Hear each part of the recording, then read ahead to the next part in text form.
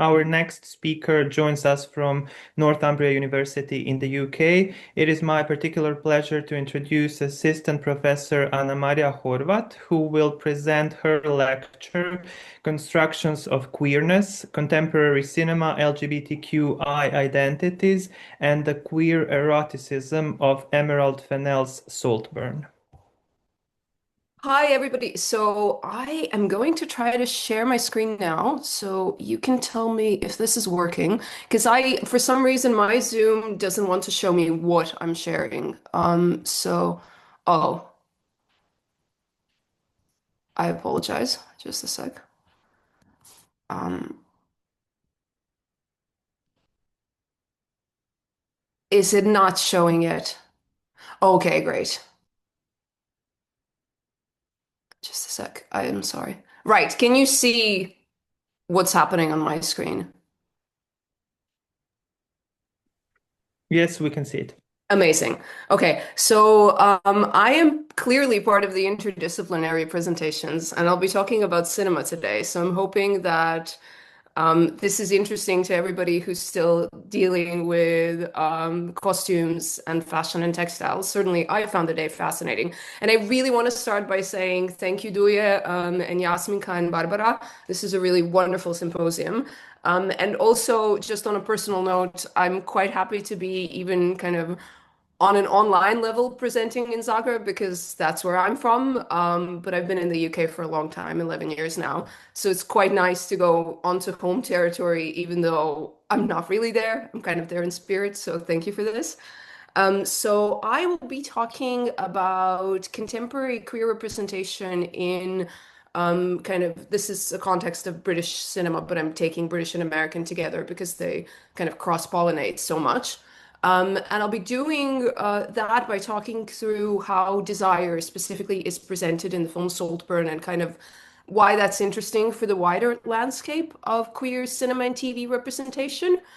So the work that I'm presenting here is part of Right. Okay, great. It's part of a book called Consuming Saltburn, Desire, Disgust, and Contemporary Cinema that myself and James Leggett have just edited.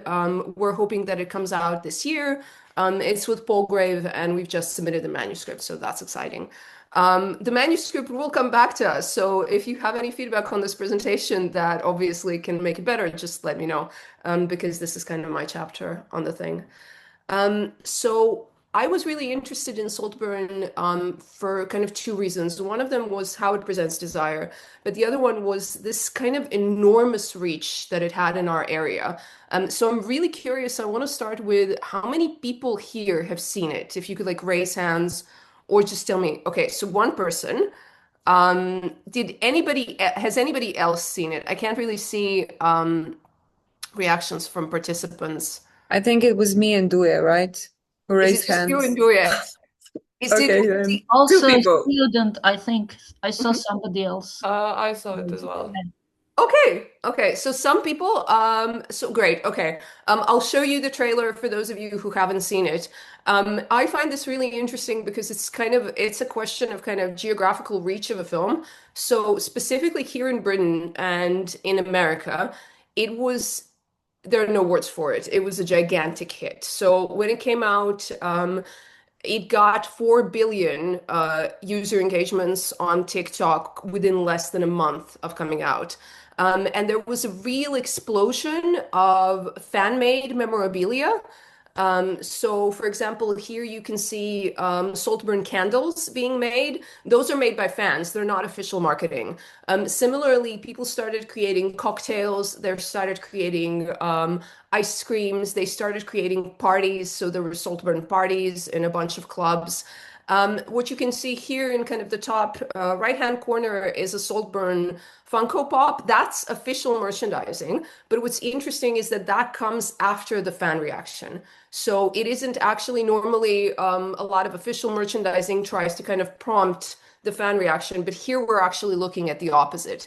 One of the most extreme kind of examples is that the film became so popular that NASA referenced them on their Twitter, which is really astonishing. So we're talking about kind of a phenomenally popular film. Everybody in my department talked about it. Everybody I knew talked about it. You can still bring it up and everybody's seen it. And what's really kind of engaging about it is that isn't a film that had Barbie level marketing. So it wasn't presumed to be becoming such a hit. It did have a clever marketing campaign, but nothing comparable to the money of something like Barbie or Oppenheimer. And yet it became kind of this huge hit. So for anybody who hasn't seen it, I think it's probably actually best that I show you the trailer first, so you kind of get a vibe of the film.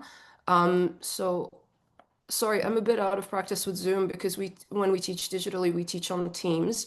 I'm gonna stop the share and then I'm gonna take you to my Safari. Sorry. Uh-huh. Okay. Great. Okay, so I'll play the trailer, which you can hopefully see. Did you know there was a Can everybody hear it? NFI, me and you, not fucking invited? You all right? Yeah, I've got a flat tire. Take my bike. Hey, that was so kind. Thank you. I'm sorry I don't know your name. I'm Felix. Oliver. Oliver. Oliver, I love you. I love you. All right, cheers, Ollie. My parents, they've got problems. What do you mean problems? I don't think I'll ever go home again. Oh, why don't you come home with me? I'm just old them. Mr. Quick. Wow. And here he is now. Beautiful eyes. Oh, how wonderful. Yeah, I told you he wasn't a minger. Oh, but darling, you're kind about everyone. You can't be trusted. I had them hang up an old school dinner jacket. Dressed for dinner here. Dressed for dinner. Yeah, it's like black tie. I think I like you more than last year's one. You're so real. Has it been easy for Venetia? With you being a mother? Why? It's time to take things up a notch. Jeans.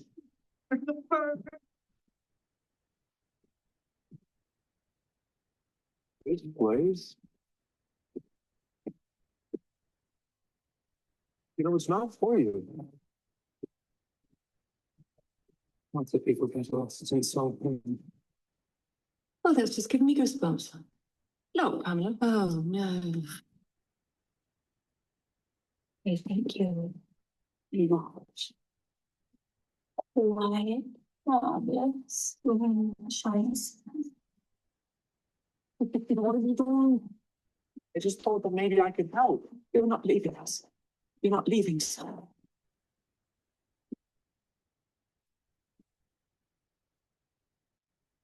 I don't think I'll ever go home again.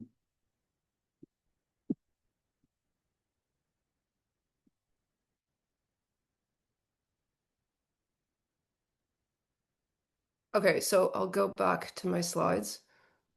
I probably should have. Yes, he's using a Dorilla pillow. How can you tell? Have you heard about Dorilla Ergo? What It's is- the cutting-edge ergonomic Sorry. pillow that people actually look forward to laying their heads on.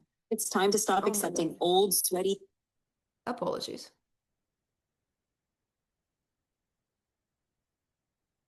Right, so can you see my screen again? Sorry, can everybody see I'm gonna need, amazing. Okay, so for anybody who hasn't seen it, you've seen the trailer now, I'm gonna spoil the rest of the film for you, so I apologize for that. I do need to for this presentation, it's quite relevant. I would still recommend it. I think it's still quite interesting, even if you know what's gonna happen. So as you've kind of seen from the trailer, it starts when two students meet at Oxford University. So we have working class undergraduate Oliver, who's played by Barry Keoghan, who meets Felix, falls instantly in love. Felix, played by Jacob Elordi, is extremely rich, and he takes him to Saltburn to spend the summer there. So you can immediately see kind of how it raises these themes of class, but also how it really depends on the British heritage film in order to work. So these films that were set on gigantic estates, families that spend summers there, Both the novels and the films are really coming into play here. Um, Once he's at Saltburn, Oliver does whatever he can to ingratiate himself with the family, and that includes a lot of kind of sexual acts that I'm going to talk about. This ends up working up until the point when Felix accidentally finds out that Oliver isn't actually poor. So he's actually upper middle class. And at that point, Felix rejects him, and Oliver ends up killing him. So that's where the story ends. Now, what's interesting about Saltburn's popularity is that it actually contradicts a lot of the most popular queer media in recent years. It's very different from what we might. Oh God, I'm so sorry. I don't know why I can't move forward now. Right, okay, I can. It's very different from a lot of very popular texts right now, such as Heated Rivalry, for example, which is quite recent. It came out after Saltburn. Heartstopper, that was popular for years before Saltburn came out, Red, White, and Royal Blue. So kind of what unites these stories is that we might call them positive queer cinema. So even though they might deal with different difficult topics, they might deal with the experiences of homophobia, the general unifying link is that queer love is this positive healing reparative force.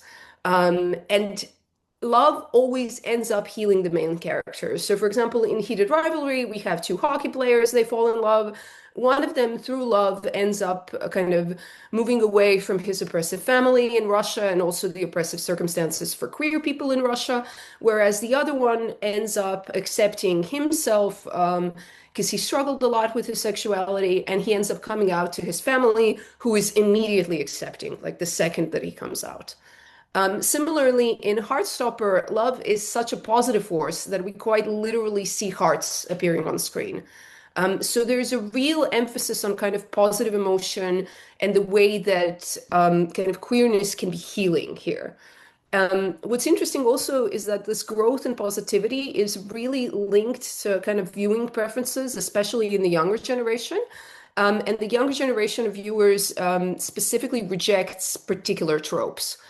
So, for example, we have the queer villain trope, which is this notion of every time that kind of a queer person appeared on screen during certain eras, they would normally be villains. And you can see that in, Alfred Hitchcock's films, numerous films of his. You can see that in kind of the queer coding of Disney villains. You can see that in films like Basic Instinct. Now, obviously, the popularity of these films is kind of more nuanced than we can just present to the queer villain tropes, because a lot of people do actually a lot of queer people do actually like films like Basic Instinct. But it is worth noting that, for example, Basic Instinct was protested at the time for presenting a bisexual villain. So there's a big history of kind of opposition to the notion of representing queer people as villains. That's also especially kind of prominent today with part of the viewership. Similarly, there's what's known as the bury your gays trope, which refers to the fact that, as you'll all probably be aware, queer characters often die. So romances end tragically. Once the characters get together, the character suddenly dies. So we've seen this in a bunch of representation. For example, Killing Eve was a very prominent example recently. We had the new Game of Thrones spin-off, loads of examples. And this is quite a reviled trope online. It gets a lot of criticism. Now, what's interesting is that Saltburn contradicts the negative resonance of all of these tropes. So the main queer character is a villain. The main romance doesn't reach happy fruition. Nothing ends up happening between the main two characters. One of the characters dies, so the barrier gate trope is very, very present. And yet, in terms of kind of queer cinema, it is perhaps the most popular film to come out in recent years. It also is quite interesting. Its popularity is quite interesting because a lot of queer cinema normally depicts queer love as something that kind of goes beyond any difference, whether racial or class difference. Whereas Saltburn very much depicts class difference as almost unchangeable. So Oliver pretends to be poor, but that's because he makes the correct assumption that Felix wouldn't be interested in him if there wasn't this massive class gap. And its popularity with queer people is really, really noticeable. So, for example, the Gay Times had a headline saying, "Seriously, why is gay Twitter so Saltburn-pilled?" The dating app Grindr actually created a profile for Oliver, um, which I love the tagline. It says, "Newly single, looking for friends, maybe more." There were a ton of Saltburn parties in gay bars, couples dressed up as Felix and Oliver for Halloween. So we have this kind of enormous cultural resonance with gay people, with queer people, sorry, that really kind of contradicts all the kind of more established tropes of a lot of other popular representation texts that center on happiness. So this is what was really interesting to me.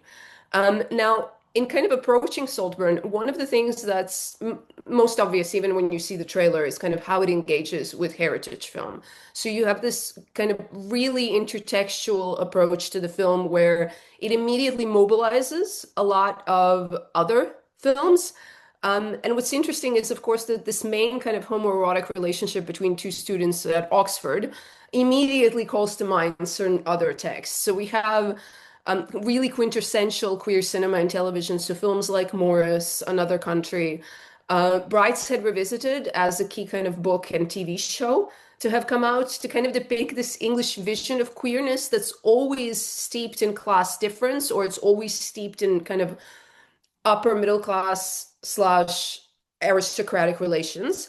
And it always kind of happens at Oxford. So it's mobilizing this history of representation that's been prominent since the 1980s.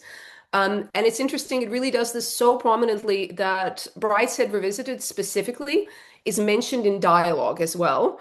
And for those of you who are familiar with Brideshead, I don't really have a tremendous amount of time to kind of get into that now. But for those of you who might be familiar with it, you'll know that the plot of the films is almost beat for beat kind of the same up until the point where things start getting weird and the murders start. Obviously, like the sex scenes are very different because Brideshead is about kind of this English repression. But the kind of beats of an upper middle class man falls in love with an aristocrat at Oxford, who then invites him to his castle, who has an eccentric family, are exactly the same. And the film really goes to kind of lengths to reference Brideshead. So if you're familiar with the kind of legendary 80s television show, there's a lot of references in the costuming and the mise en scène. So, for example, Felix wears a bathrobe that's the same color as Sebastian's bathrobe. Sebastian is very famous for carrying a particular teddy bear. A teddy bear appears twice in Saltburn to be linked to Felix and Felix's father. So there's kind of a lot of these visual references.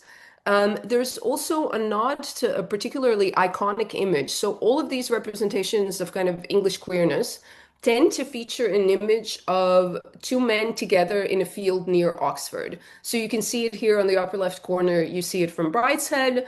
In the bottom, you see it in Morris. In the top right-hand corner, you see a version of this in Call Me By Your Name. Interestingly, also a film made by James Ivory, no? And then in the bottom, you see the same scene being recreated in Saltburn. But what's interesting in Saltburn is that these two shots appear separately. So they're actually 70 minutes apart in the film. So you have a scene where the setting and the lighting, all of that tells you that it's actually part of one sequence. But they appear separately. So you have this distinct separation happening between the characters and their gazes in the way that the scene is staged in the film.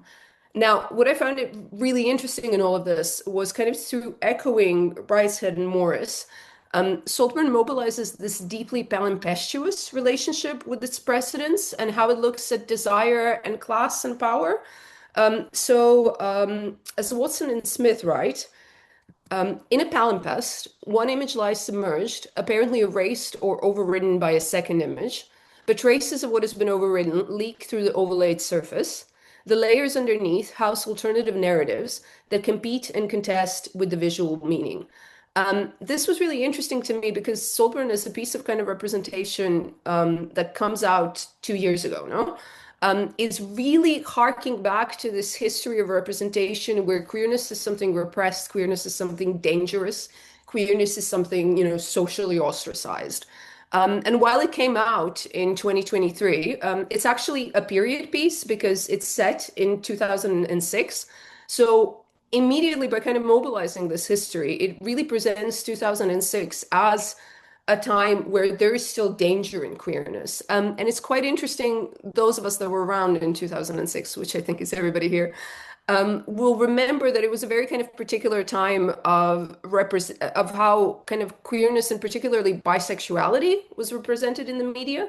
So there was this deep fetishizing of female bisexuality that was at the same time quite patronizing, and everything was very much kind of depicted as an experiment. You can think of Katy Perry and kind of I kissed a girl and I liked it, that type of representation. Whereas male bisexuality was non-existent. It was ignored. It was not represented at all. So it really kind of it harks back to that history through bringing in this kind of 1980s, these 1980s quintessential representations of queerness. It's also interesting that it kind of in these texts, class plays a key role in the depiction of sexuality, and this is also that this kind of relationship between class and power is also something that's really, really relevant to Saltburn as a film. So to kind of approach how the film really depicts sexuality, I want to engage for a bit with how it depicts sex, and that'll take like a bit of kind of spoilery summaries for those of you who haven't seen it. So in the film, Oliver has sex scenes that mainly relate to three characters. So there's Felix's cousin Farley, Felix's sister Venetia, and then Felix himself. So in the scenes when he's with Felix's family members, these scenes are very centered around depicting sex as a kind of control and manipulation of others. So you can see part of that in the way that these scenes are staged. He's staged as above both of these characters. So for example, you see him approaching Venetia in this left-hand corner. It's also very, very kind of evident in the dialogue. He gives Venetia orders during sex. He calls her a masochist. He tells Farley to behave, to which he agrees. So sex is very much seen as a kind of mechanism of control and manipulation here. What's really interesting is that when it comes to kind of Felix himself, all of the scenes of kind of sexuality in relation to Felix, who's the main love object, are performed alone, and they distinctly depict desire as a loss of control. Even in these screenshots, if you haven't seen the film, you can know that by the fact that he's always kneeling. Kneeling is a big visual metaphor in the film. And it's kind of repeated in several sequences. So in the first sequence, he spies on Felix masturbating in the bath, and then once Felix leaves this bathroom, he comes over in the bath and he drinks the bath water that's left, which of course starts with the kneeling. And then in the second sequence, after he's killed him, he also kneels at his grave and basically ends up kind of penetrating this dirt, quite literally. The scene is 3 minutes long and it's very explicit, while crying over his death. So it's a very kind of emotionally complex sequence. It was very interesting to me how the film really engaged with this notion of either sex as control or sex as kind of complete submission, because these scenes are quite involuntary. So I teach this film in film analysis, in our film analysis module. And something that I found really interesting was that a student said that the scene with in the bath was upsetting to him, not because of the action that it depicted, but because due to the music, due to the way that it's filmed, you get the sense that the character has no choice. You get the sense that the action is involuntary, that he can't stop himself. And that's what was scary to him in terms of the depiction of sexuality, which is really, really interesting. I mean, I would pause on the fact that kind of any film right now is capable of upsetting people in terms of how it depicts sexuality. That's very, very rare. But, viewers tend to have a very kind of very intense reaction to this film, including film students. The notion that kind of love is actually a type of submission is also framed through the way that Felix himself is filmed. So here, for example, you can see the framing and the use of the lighting that comes from the back of him all of this really comes together in order to make him appear almost divine or kind of godlike, which is quite interesting because it's like this is a moment where you're depicting a student smoking in their dorm room. No, there's nothing godlike about the action, but the way that it's filmed underscores this perception of kind of the love object as untouchable, as divine. And in terms of the cinematography and the costuming, they really worked on this. So in an interview with the cinematographer, they talked about how in one particular scene, they used a yellow shirt that Felix was wearing in order to reflect light on the face of the other character, so on Oliver's face, to again underscore this power dynamic in which kind of in his eyes, he's actually divine. Where am I for time? I think I'm a bit lost because we started a bit later. How much time do I still have? Yeah, we started a bit later, but maybe Am I 5 minutes more. 5 minutes? Great. I think I can easily do 5 minutes. Please stop me if I overrun. I normally keep quite a good track of time, but with all of these kind of windows, I've realized that I've lost the plot. Thank you. So in all of this, kind of what was interesting to me is that while kind of a lot of the most popular queer texts now tend to depict love as very equal, as very healing, as very reparative, we have this really kind of distinct vision of love as a loss of control, as a loss of power, as a submission, as something demeaning, as something that makes you kneel. And I thought this was really interesting. And one of the texts that really helped me approach it is Leo Bersani's famous text is The Rectum of Grave. So those of you who work in queer studies will, of course, be familiar with this text. This is a really kind of one of the key texts of the field as a whole. For anyone who might not know it, so Bersani wrote Is the Rectum of Grave in 1987. And what he was addressing a lot of things at the time, including the AIDS crisis, but he was also addressing this premise that kind of sex between men is always liberated from power imbalances, that it's kind of idealistic and that it's very equal. And Bersani was arguing for the fact that actually sex between men is always kind of laden with a lot of power imbalances. Part of that is to do with the fact that, you know, the kind of cultural position of being penetrated is associated with lack of power. It's associated with all of these sexist notions of how femininity is viewed. So within that context, Bersani writes really that to be penetrated is to abdicate power. What's also interesting in Bersani's view of sexuality is that he also views sexuality as by nature disempowering. So sexuality by nature opens us up to the potential of pain. It always means things can go wrong. It always means we can be hurt. So he writes that the self which the sexual shatters provides the basis on which sexuality is associated with power. Or to borrow from Jonathan Dollamore's work, which is quite akin in Death, Desire, and Loss, eroticism fragments the fragile coherence of the self. It violates the ego. So this notion that kind of sexuality in itself is dangerous because it disempowers us, because it opens us up to hurt, is something that I would argue is very pronounced in this film, and is also missing in a lot of kind of queer cinema texts today.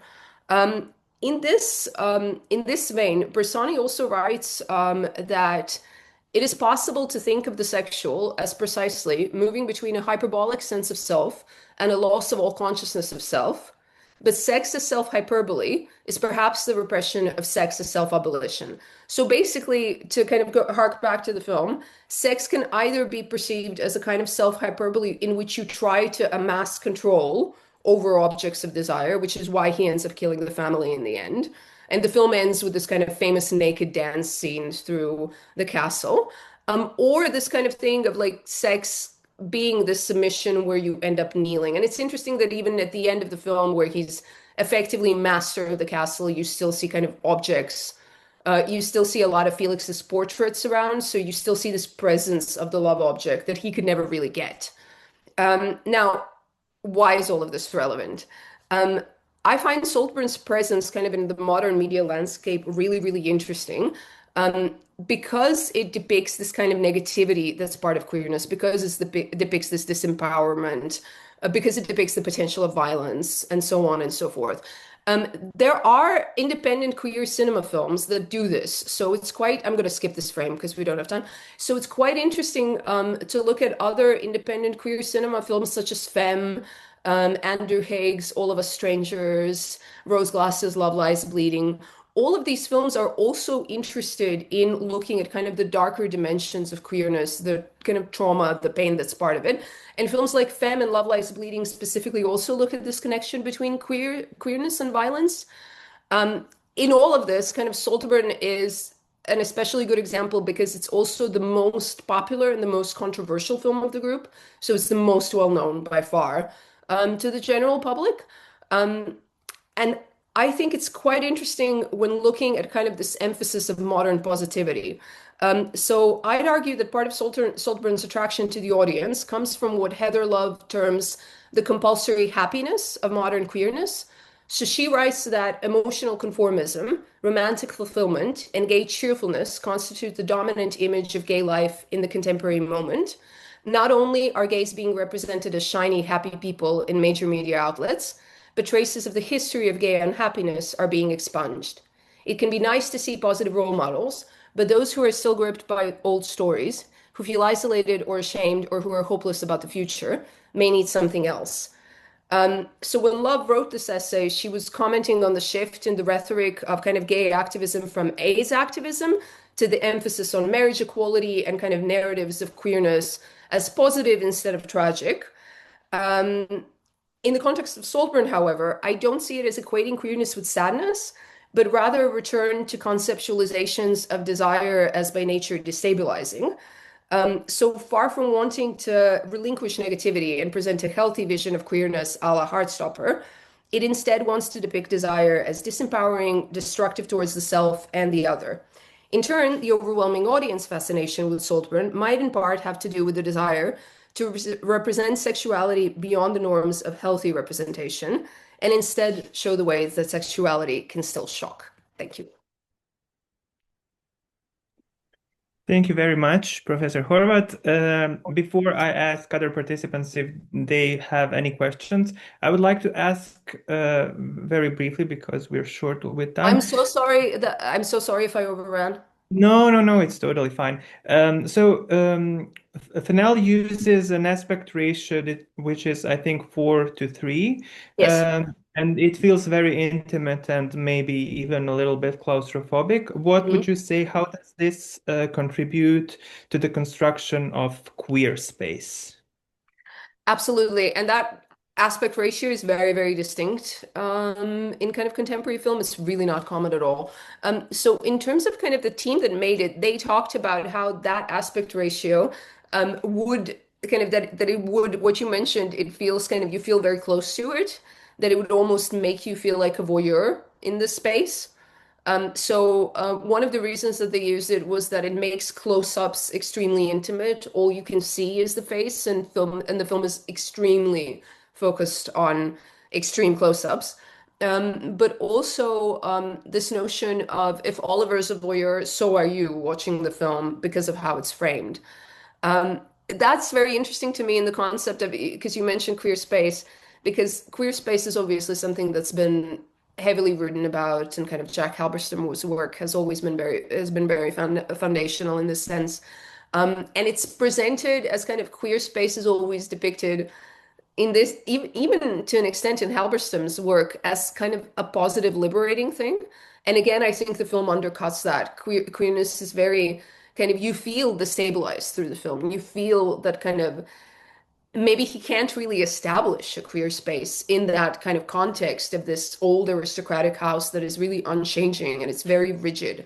And even Oxford is an incredibly rigid space in the film. It's fascinating to me. Some people say that it makes Oxford very tempting, but it makes, I've never seen, not never, but I've seen few equally scathing depictions of Oxford as this film, because it's so critical towards it. So yeah, I think if anything, it kind of, it establishes the difficulty of establishing a queer space, which I think is worth commenting on in kind of our modern times, because there's this easy narrative that it's perhaps easy to establish queer spaces, and that's really not the case. I don't know if that answered the question. Yes, absolutely. Thank you very much.